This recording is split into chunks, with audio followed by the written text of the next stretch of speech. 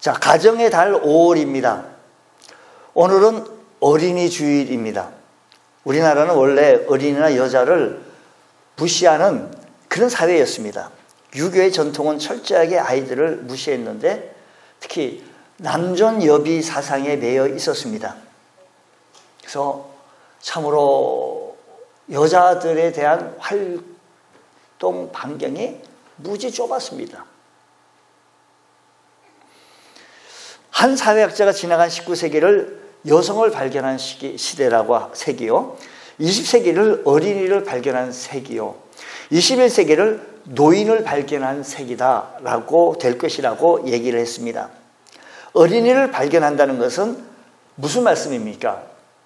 그전까지는 어린이가 하나의 인간이나 인격으로 간주되기보다 부모나 사회의 부속물 정도로 취급되어져 왔다라는 것입니다. 그래서 1920년대 우리나라가 일본 식민지로 있을 때만 해도 어린이는 사람이 아니요, 말조차도 존재하지 않았습니다. 당시에는 어린이들을 이놈, 어린 것, 애새끼 이런 말로 불렀습니다. 당시에 일본 유학생이었던 소파 방정환 선생님은 이를 안타깝게 여겨서 여름방학을 맞아 귀국한 그는 존댓말 쓰기 운동을 벌였고 이때 처음으로 어린이라는 단어가 생기기 시작했습니다. 단어를 썼습니다. 어린이라는 말은 어리신이의 준말로서 어린이는 하나의 인격체임을 설명해주고 있는 것입니다. 1922년 5월 1일 처음으로 어린이날을 제정을 제안했고, 그리고 1923년 순수 아동 잡지 어린이를 창간하게 되어지고, 그해 5월 1일 아동문화운동단체인 색동회를 창설하게 되어지면서 이것이 오늘날 어린이날로 유래하게 되어진 것이다 라는 것이죠. 자, 오늘 어린이 주일을 맞이해서 우리가 한번 요즘 어린이를 요즘 자녀들을 한번 생각해 볼 수 있는 그런 시간을 가졌으면 좋겠습니다. 저도 이 길거리에서 많은 젊은이들 만나봅니다. 눈살 짚푸른 아이들도 참 많은 것을 보면서 참 우리나라의 장래를, 미래를 한번 걱정하지 아니할 수 없습니다. 어떤 초등학교 교실에 꽁을 박제했습니다. 박제된 꽁을 창가에 놓아두었는데 어느 날 교실에 들어가 보니 꽁의 털이 하루 지난 반절이 뽑혀있고 그 다음에 조금 뽑히고, 꽁의 털이, 박제되어진 꽁 털이 자꾸 다 뽑힌 거예요. 선생님은 아마도 쥐가 그랬을 것이라고 생각하고 조사해 보니까 털을 뽑은 아이는 아주 이쁘게 생긴 여학생이었습니다. 선생님이 화가 나서 너 이거 왜 그러느냐고 묻자 이 아이는 천연덕스럽게 재밌잖아요 라고 대답을 했다는 것입니다. 한 번은 초등학생 3명이 가게에서 초콜릿을 훔쳐먹다가 잡혔습니다. 주인이 노발대발하며 하는 말이 물건을 훔친 것보다 더 괘씸한 것은 아이들의 뻔뻔한 태도다라고 말하는 것입니다. 아니, 잘못했다라고 말하면 그냥 타일러서 그냥 보내고려고 했는데 그까진 것 가지고 뭘 그렇게 야단하느냐고, 먹고 싶어서 먹었는데 뭐 그렇게 야단하느냐고 그렇게 얘기를 하더라는 것입니다. 말했다는 것입니다. 또한 원조 계좌를 하던 어떤 여중학생이 경찰서에서 붙잡혀 왔습니다. 왜 그런 짓을 하느냐고 묻자 그들의 대답은 메이크 옷 입고 사 입고 싶어서 그랬다라고 당당하게 얘기를 하더라는 것입니다. 경찰관이 너희도 도대체 무엇 하려고 그러냐 그랬더니 이 아이는 어른들을 바라보며 한심하다는 표정으로 요즘 아이들을 몰라도 한참 모른다고, 이것도 하나의 알바라고 얘기를 하더라는 것입니다.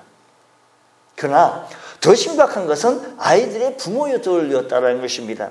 꽁토를 뽑은 아이의 부모는 이 이야기를 듣고 아무렇지도 않게 그냥 허허 웃고 말았습니다. 초콜릿을 훔친 아이들의 부모는 아니, 아이들도 그럴 수가 있지, 아이들이니까 그러지 어른이 그럴 수 있겠느냐고, 내가 돈을 물어주면 됐지 얼마길래 그렇게 난리를 이렇게 소란을 떠느냐고 그런 반응을 보였다는 것입니다. 경찰서에 잡혀온 여중생들의 부모는 이렇게 얘기하더란 것입니다. 우리 아이는 절대 그런 짓을 할 아이가 아니다고 라고 했다는 것입니다. 이런 얘기를 우리가 이렇게 들으면서 남의 얘기 같지 않고요. 세상에 보면 잘된 자녀들도 많아요.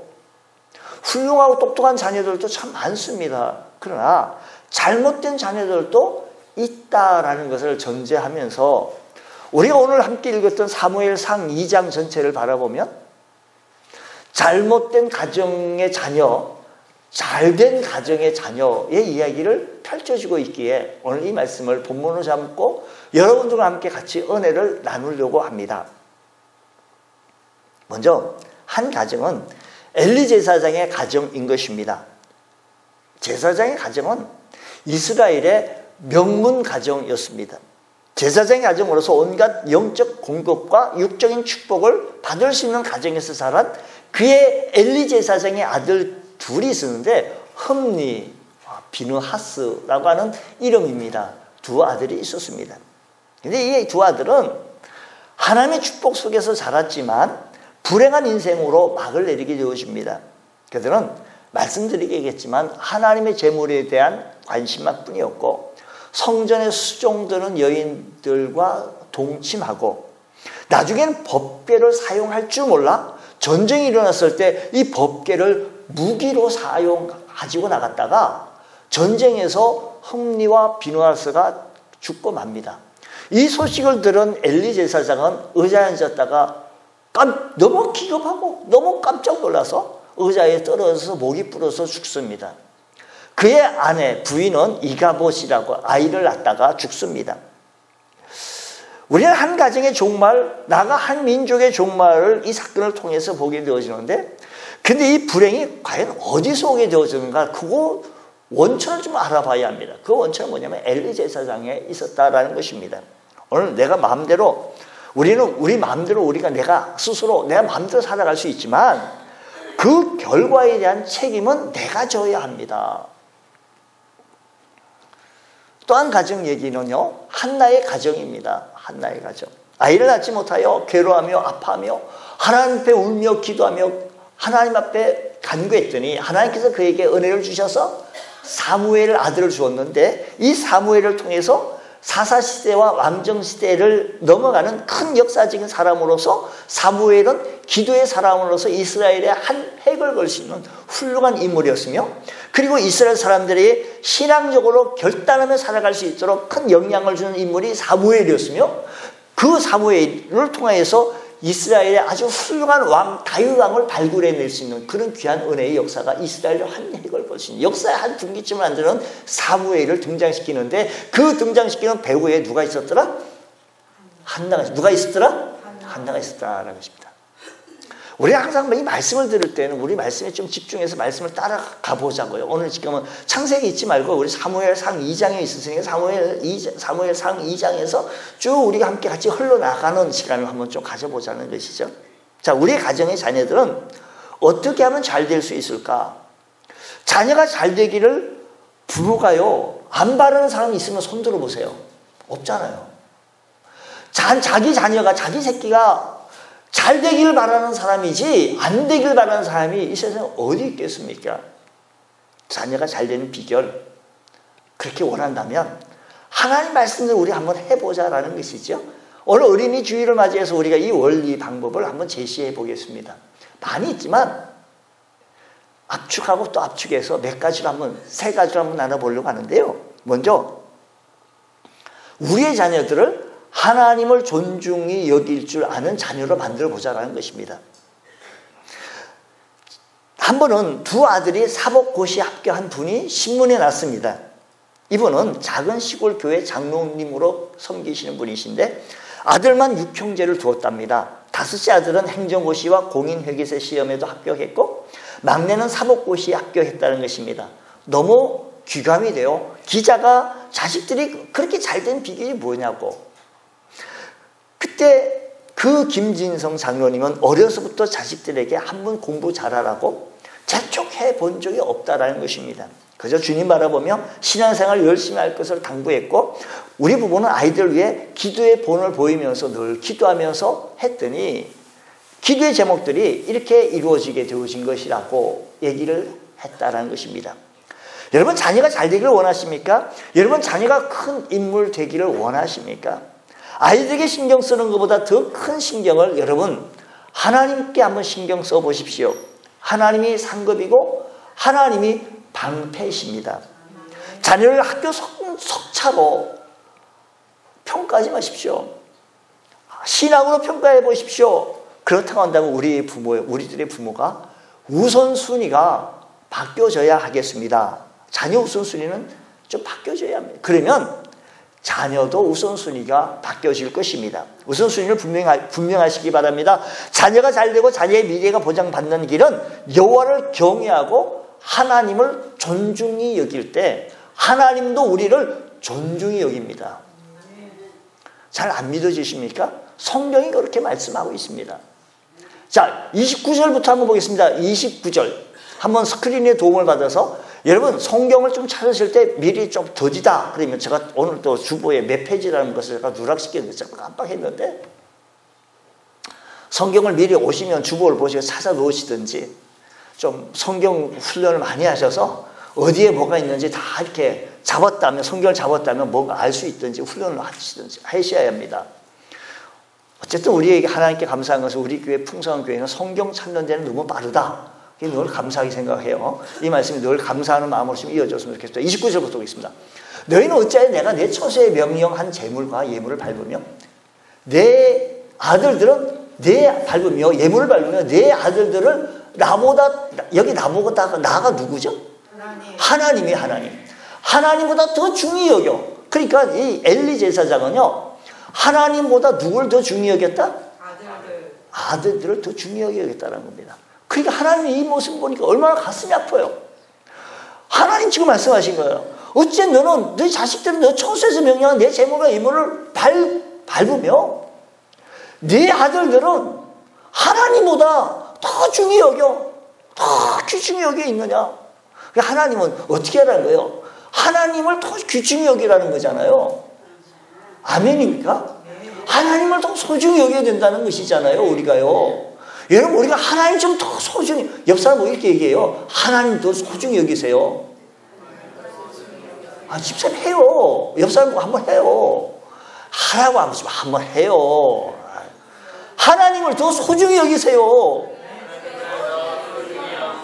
우리가요 하나님을 좀 소중히 하는 모습은 우선순위를 포스트 프라이오티를 정말 바로 설정하게 되어지면 이것이 나타내져 보이는 거예요. 하나님이 앉아서 그냥 뭐 연휴가 됐으니까 오늘 또 그렇게 하겠습니다만 볼 일도 많고 하니까 하겠지만 여러분 하나님 좀 중히 여길 수 있는 것 성경 뭐라고 얘기하는 건 30절을 한번 보세요. 30절 뭐라고 얘기하면 보세요.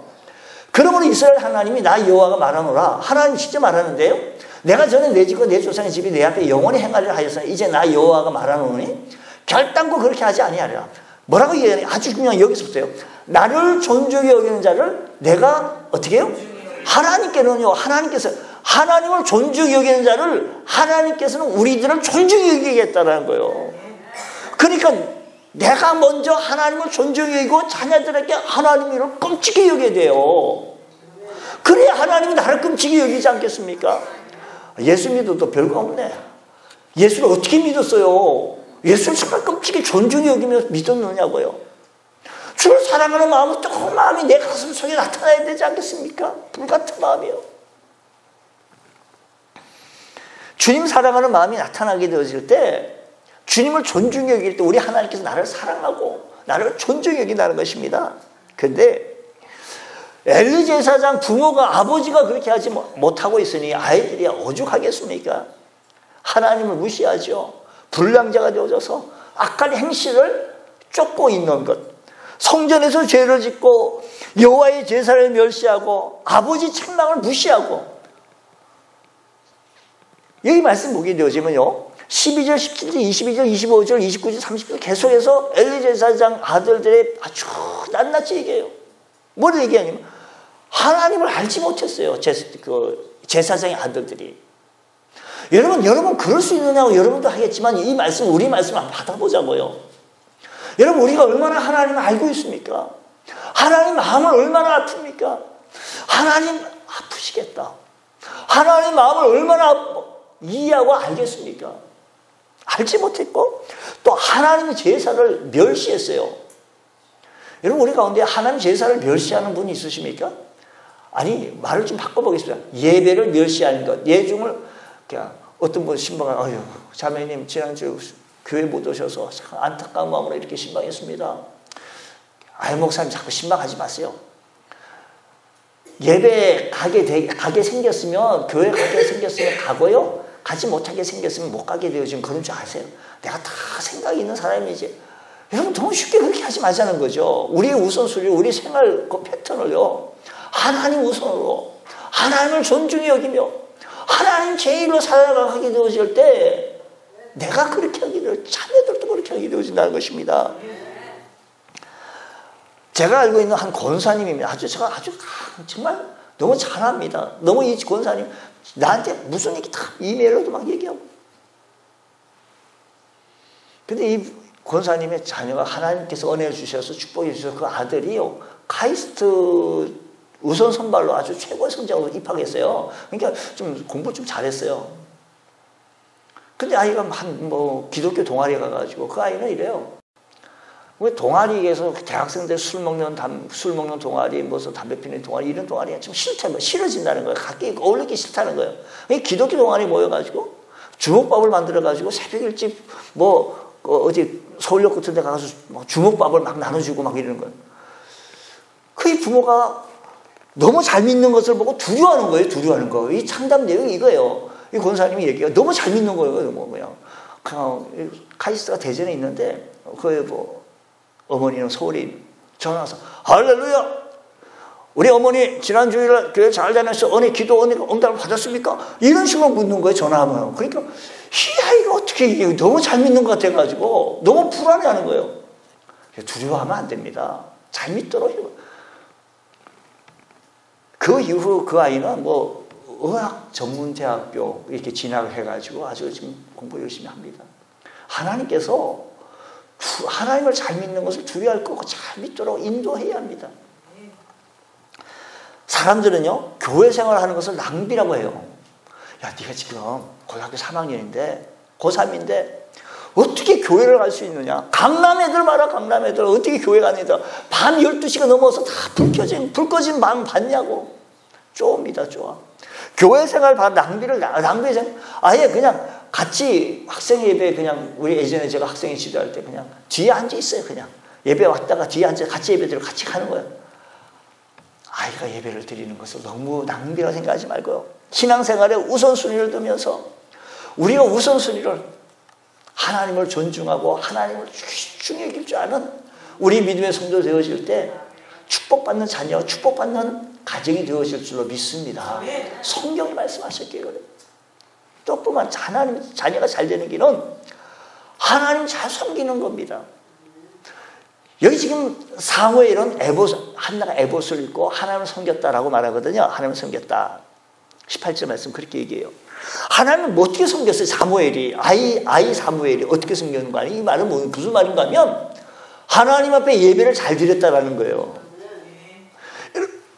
우리가 잘 섬긴다, 하나님을 잘 섬기는 자녀를 만들고 싶으면 다른 방법이 없습니다. 예배를 잘 드리게 하는 겁니다. 예배를 밥 먹듯이 빼먹게 하는 거 아닙니다. 그렇게 하는 게 아닙니다. 우리 어머니가 우리 아버지가 예배를 밥 먹듯이 빼먹으니까 자녀들도 쉽게 생각하는 거 아닙니까? 여기 보니까 하나님 잘 섬기는 자녀를 만들라. 잠언서는 이 말씀을 뭐라고 얘기하는 거 아니? 마땅히 행할 길을 아이에게 가르치라. 마땅히 행할 길. 주의 자녀들이 마땅히 행할 길이 뭔가 아십니까? 예배입니다. 자녀들을 가르치되 어렸을 때부터 가르쳐야 되는데 하나님 섬기기를 가르쳐야 돼요. 하나님 섬기기를 예배하기를 가르쳐야 한다는 것입니다. 한나가 사무엘에게 무엇을 가르치는 거 아니? 하나님을 섬기는 것, 예배하는 것. 그랬더니 하나님 앞에서 섬겼더라라고 말합니다. 이 말은 예배드렸다. 하나 사무엘에게 예배를 가르쳤어요. 우리의 자녀들을 하나님 잘 섬기기를 예배를 가르쳐야 합니다. 하나님 잘 섬기기 원하십니까? 그러면 우리 모두는 예배를 잘 들으시기 바랍니다. 예배의 생명을 걸고 예배의 귀중함을 알고 예배에 최선을 다하여 하나님 앞에 헌신하십시오. 아이가 너무 하나님 앞에 잘 섬기는 것을 두려워할 필요 없습니다. 사무엘은 하나님 앞에 예배 잘 드렸더니 성경은 이렇게 말합니다. 2장 26절 말씀, 26절. 뭐라고 얘기하십니까? 여호와와 사람들에게 은총을 더 받았더라. 하나님과 사람, 그러니까 하나님을 잘 섬겼던 이 사무엘이 하나님과 사람들에게 은총을 더 받았어요. 여러분, 우리가요 가장 중요한 것은 하나님의 은혜를 은총받고 사람들에게도 인정받고 신뢰받고 존경받고요, 이게 귀한 거 아닙니까? 하나님 앞에 은혜 받고 사람들에게 은총받는 것, 이보다 더한 거 어디 있겠습니까? 다시 말하면 이 엘리 아들들은 예배에 실패한 인물들이지만 사무엘은 하나님과 사람들에게 은총을 받았다는 것입니다. 여러분, 우리가 하나님을 잘 섬긴다, 이것은요 하나님과 사람 앞에 은총받게 하는 길이다라는 것을 기억하시기 바랍니다. 부모로서 가르쳐야 할 일이 바로 이것입니다. 자, 보세요. 엘리 자녀들 홈니와 비느하스라고 말씀했는데 이 아이들이 소문이 안 좋은 게 소문이 나오는 거예요. 그러니까 이 소문을 듣는 게 보니까 회막에서 수종드는 여인을 동침한다는 얘기를 듣고 이건 너무 소리 안에 나가 소리가 들리는 거예요. 그러니까 아버지가 하는 얘기가 뭐라고 얘기한 거예요? 내 아들들아, 그리하지 말라. 내게 들리는 소문이 좋지 아니하리라. 이 아이 아버지는요, 엘리 제사장은요, 세상 사람들에게 들리는 소리가 너무 귀중한 거예요. 원래 우리는요, 하나님께 하나님 음성 듣는 것이 귀중하고 하나님 음성 듣는 것이 소중한 줄 여러분 기억하시기 바랍니다. 이 하나님 음성을 가르쳐야지. 세상 사람들이 지금 얘기 들으니까 참 이렇다, 하지 말라. 근데 중요한 것은 자녀들이요, 오늘 성경 말씀에 그 아버지 말을 듣지 않았다는 거예요. 순종하지 않았다는 것입니다. 보세요. 자녀들이 제사를 예배를 멸시했죠. 아버지 말씀 순종하지 않았죠. 소문이 안 좋으니까 잘못했다, 하지 말라. 그 아버지 말 안 듣죠. 자녀들에게 신앙생활의 본질을 가르쳐야 되는데 예배에 실패하는 것은 인생 전부에 실패하는 것인데 예배의 본질을, 신앙의 본질을 가르치지 않았어요. 우리말로 바꿔보겠습니다. 아들들아, 아버지가 목사가 아니냐? 그런데 너희들이 교회에서 그런 일을 해서 되겠냐? 최근에 교회 안에 들리는 소문이 좋지 않구나. 그러니까 그런 행동하지 말라. 그런 식으로 얘기한 거예요. 그러니까 아이들은요, 그 얘기 듣지 않은 거예요. 왜? 처음부터 이 얘기, 하나님의 제사를, 그 전 얘기, 그 앞에 2장 앞에 절 말씀 보니까 제사를 멸시했고 하나님을 알지 못했고, 이런 사람, 이런 아들들이 이건 뭘 들을 이유가 있겠습니까? 이 아버지는요, 하나님을 알게 했어야 하고 제사를 멸시하지 않고 예배를 멸시하지 않도록 하나님을 존중히 여기고 하나님을 귀중히 여기도록 만들어야지, 말을 했어야 합니다. 사랑하는 성도 여러분, 이거 말하는 것보다 우리가 주의 말씀을 가르쳐야 합니다. 곽선희 목사님의 주의 훈계로 양육하라라고 하는 그의 책에 의하면 이런 얘기했습니다. 일본 목사님에게 자녀 셋이 있는데 자녀가 하나같이 교회를 나오지 않더라는 거예요. 그뿐만 아니라 이 자녀가 세상적으로 사는 거예요. 이것이 너무 마음이 아픈데 가만 보니까 자녀들의 신앙생활에 그 일본 목사님 관심 없는 것 같아서 이렇게 물었습니다. 그래, 어떻게 목사님은 그 자녀들이 이렇게 교회를 안 나오는데 마음이 안 아프십니까? 라고 물었더니 그분 하는 얘기예요. 그거요, 종교는 자유인데 애들에게 내가 왜 예수를 가르칠 필요가 뭐 있습니까? 라고 얘기를 하더라는 겁니다. 이건 이 얘기를 듣고 깜짝 놀랄 얘기 아닙니까? 제가 이 글을 읽으면서 저도 놀랐습니다. 여러분, 저절로 안 됩니다. 가르쳐야 합니다. 내버려두면 죄악과 가까워집니다. 부지런히 자녀들에게 가르치고 부지런히 자녀들을 위해 기도해야 합니다. 신명기서 말씀하면 오늘날 내가 네게 명하는 이 말씀을 너는 마음에 새기고 내 자녀에게 부지런히 가르치며 집에 앉아서 있을 때든지 길에 행할 때든지 누워 있을 때든지 일어날 때든지 이 말씀을 강론할 것이라고 했습니다. 사랑하는 성도 여러분, 앉았을 때나 일었을 때나 누웠을 때나 길을 갈 때나 어디서든지 자녀를 말씀의 원리로 말씀하시길 바랍니다. 말씀하시기 바랍니다. 그 자녀를 신앙에 양육하는 것이 부모들에게 주신 중요한 책임인 줄 믿으시기 바랍니다.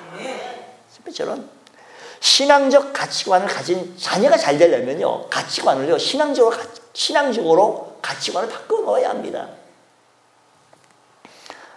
우리의 가치관을요, 하나님 나라를 두며 우리의 가치관을 신앙적으로 둬야 합니다. 우리 하나님은 어떻게 생각하실까? 예수님이라면 어떻게 생각하실까? 바른 길, 바른 삶을 가르치는 것이 우리의 본분입니다. 바른 가치관, 기독교적 가치관. 상황과 이유 때문에 가르쳐야 할 것을 가르치지 못하면 곧 하나님 앞에 범죄하는 것이 되며 하나님의 심판을 자초하게 되어진다는 것입니다. 신앙적 가치관의 삶을 엄하게라도 가르치면 자녀들 때문에 기쁨과 축복이 깃드는, 주님의 축복이 깃드는 가정이 되어질 것이다 라는 것입니다. 여러분, 어느 우리들의 사회는 무조건 자녀 사랑이라는 병이 만연하게 되어집니다. 자녀 기죽이지 않기라고 해서 자녀가 어떻게 됐다 하면 가서 선생님도 멱살끄댕이하고, 얼마 전 뉴스는 보면 어느 의사가 자기 딸을 어디서 진료받은 잘못됐다고 해서 가자마자 그냥 아구통을 돌리는 것을 영상으로 좀 의사를 때리는 거죠. 여러분, 자기 자녀가 어찌면 되어졌다고 한다면 서론에 말씀드린 것대로 그렇게 생각합니다. 우리의 신앙적 가치관으로 가진 삶을 살아갈 수 있도록 인도해야 합니다. 엘리는 당시 존경받는 민족 지도자이며 또한 대제사장이었습니다. 사무엘의 스승으로, 그 훌륭한 사무엘 스승으로 40년간 이스라엘을 통치했던 사람, 제사장입니다. 그런데 엘리와 그의 자녀들은 말년에 인생의 비극으로 끝나고 말았다는 것입니다. 무슨 말입니까? 하나님께 버림을 받았다는 것입니다. 그렇게 된 이유는 뭐냐면 가정에서 신앙적 가치관의 삶이 실제적으로 나타나지 않았다는 것입니다. 여러분의 삶의 현장 속에서 예수님이시라면 신앙적 가치관으로 나타내 볼 수 있는 그런 귀한 은혜가 있기 원합니다. 여러분, 우리가 형식적으로 밥 먹을 때 그냥 기도하고, 기도도 눈만 잠깐 찔끔 감고, 형식적으로 주일이면 예배당 억지로 나와서 그렇게 신앙생활 하게 되시면 우리가 하나님을 어떻게 알 수 있습니까? 성경은 이렇게 말합니다. 하나님을 알지 못했다고 그는 얘기하잖아요. 우리가 하나님을 알아야 합니다. 하나님 마음 알아야 돼요. 하나님 그룩하신 뜻을 알아야 합니다. 부모가 하나님 계신 것처럼 살아야 합니다. 오늘 우리가요, 하나님 정말 살아계신 것처럼 말하고 행하여야 합니다. 자녀들에게 나도 우리 아버지처럼 우리 어머니처럼 살아야지라고 하는 마음을 품도록 해야 한다는 것입니다. 쉽지 않겠죠. 그러나 신전의식, 하나님 앞에서의 삶을 살아가기에 애쓰고 힘쓸 줄 아는 저와 여러분 되셔서 우리 모두 우리의 가정이 행복한 가정, 복된 가정, 축복받는 가정 되어지기를 간절히 소원합니다. 자녀가 잘 되는 길은 뭐입니까? 먼저 하나님을 존중히 여기는 자녀로 만들어야 합니다. 또한 매사에 하나님을 잘 섬기는 거, 하나님 잘 섬기는 뭡니까? 예배 잘 되는 게 하나님 잘 섬기는 겁니다. 또 자녀가 잘 되는 길은 늘 신앙적 가치관으로, 믿음의 가치관으로, 그래야 복된 자녀, 형통한 자녀로 성장시킬 줄로 믿습니다. 자녀가 잘 되기를 바라십니까? 사무엘은 어렸을 때부터 하나님 앞에 나갔으며 하나님을 섬겼으며 예배 드리는 것을 배웠습니다. 어떻게 하나님을 섬기기를 가장 먼저 배웠습니까? 우리 가운데 자녀들 때문에 속상해서 미칠 것 같았습니까? 무엇이 여러분들의 마음을 아프게 합니까? 공부 못한다고 마음이 아프십니까? 재능이 없다고 마음이 아프십니까? 그거보다 하나님을 섬기지 못하는 모습을 바라보며 마음을 아파하며, 전화 한번 하세요. 출가한 우리 자녀들은 오늘 교회 갔다 왔니? 제가 조카들한테 교회는 요즘 잘 나가니 딱 전화하면 그거부터 물어요. 교회 잘 나가. 아유 걱정 마세요. 나 요즘 교회에서요 반주해요. 나 교회에서 너 음악도 전공하지 않는데 뭐 반주해. 아 그래 한다. 나 교회에서 뭐 해요. 그래. 그럼 알았다. 잘 살아라. 그래 전화. 여러분 우리가 해야 할 것은 뭐냐. 교회에 갔다 왔니? 교회 갔다 왔는지는 신경 안 쓰고요. 학교 안 간 건 줄 보고 그냥 학원 안 갔는 줄 알고 그냥 애쓰고 혈압 올리고. 아닙니다. 하나님을 섬기지 못한 것 때문에 아파하실 수 있는 것. 제 실력 믿고 사는 사람보다 부족하지만 하나님 믿고 기도하며 사는 사람 만들어야 합니다. 하나님 섬기는 것 하나님께서 축복해 주십니다. 물론 나도 노력해야죠. 교회만 가서 살면 되겠습니까? 나도 공부해야 합니다. 나도 열심히 해야 합니다. 그러나 하나님 앞에서예요. 신정의식이요. 코람되어 신앙 말입니다. 이런 믿음을 가지시기를 주의 이름으로 축원합니다. 기도하겠습니다. 하나님 아버지 감사합니다. 저희들에게 은혜 베풀어 주셔서 이번 어린이 주일을 맞이하여서 우리의 자녀들을 다시 한번 생각합니다. 주여 우리의 자녀들을 축복받는 자녀들 되게 하여 주시고 성공할 수 있는 귀한 자녀들 되게 하여 주시고 우리들의 자녀들이 잘 될 수 있도록 하나님 은총 내려 주옵소서. 앞길이 열려지게 하여 주옵시고 형통케 하여 주옵시고 문제가 해결받게 하여 주옵시고 자녀들마다 하나님 동행하여 주셔서 우리 자녀들이 승리할 수 있는 귀한 역사가 일어나게 하여 주옵소서. 성공의 대로 활짝 핀 대로 달려나가기에 부족함이 없게 하여 주옵시고 우리의 자녀들을 복 있는 자녀들 되어지게 하여 주옵시고 어디 가든지 하나님의 은총으로 사람들에게도 인정받을 수 있는 귀한 은혜가 일어나게 하여 주시옵소서. 믿사하며 예수님 이름으로 기도드립니다. 아멘.